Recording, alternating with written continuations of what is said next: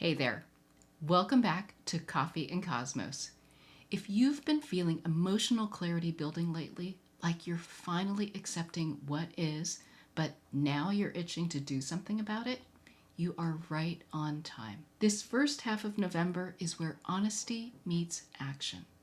The astrology shows us how to move forward while staying true to what we've learned, especially in our closest relationships. So grab your coffee or a Cosmo, take a deep breath, and let's look at what's happening in the sky and how to move through it consciously.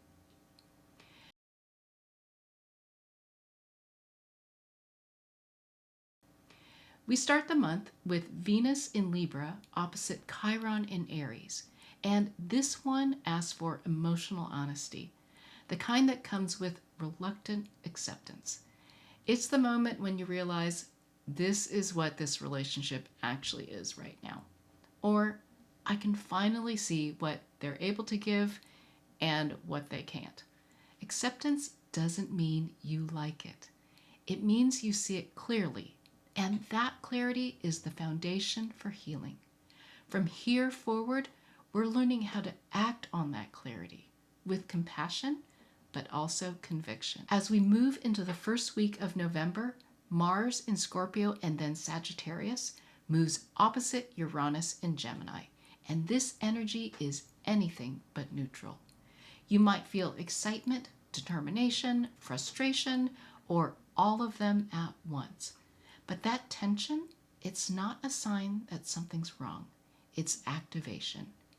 If you've been stuck or uncertain, this transit is the jolt that moves things again. It says, it's time to do something different. Let it move you, but move consciously. This is about using emotional charge as creative fuel, not drama.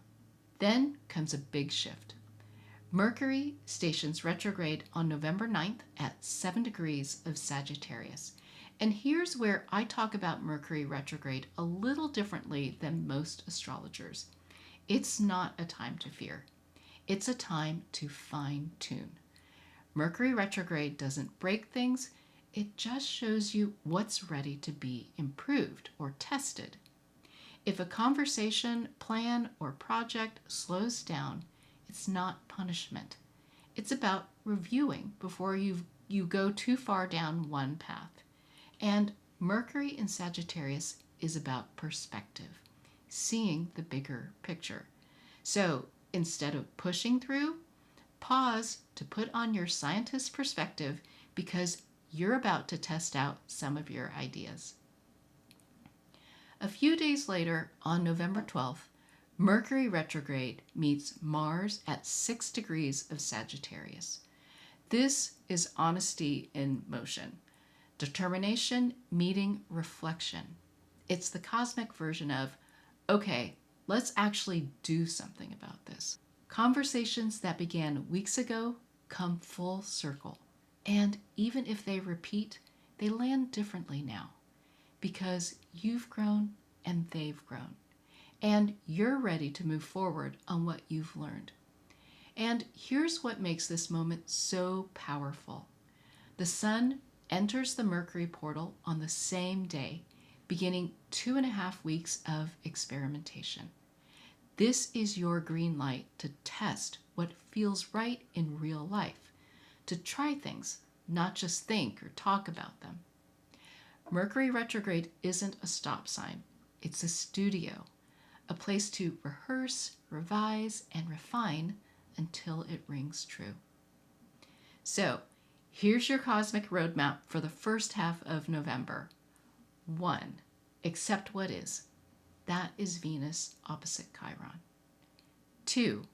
Commit to how you feel now, but know it might change. That's Mars opposite Uranus. 3. Pause to refine, not retreat. That is Mercury retrograde. And 4. Speak with conviction and experiment with intention. That is Mercury and Mars coming together at the same time that the sun is entering the Mercury portal. This phase of the cycle isn't about perfection. You've learned so much over the past few weeks. So Now it's time to test what can work. If something still feels uncertain, remember, the work is still unfolding. You're not behind, you're just in process. And when you understand the process, you can trust it. If you want to understand this full Mercury retrograde cycle, how it unfolds in 3 phases, and how to move through it with awareness and ease, I break it all down in my free Mercury Retrograde Masterclass. You can watch the replay anytime. The link is below. It'll help you navigate these next few months with more calm, compassion, and confidence. Until next time, take a breath, stay curious, and keep your heart open.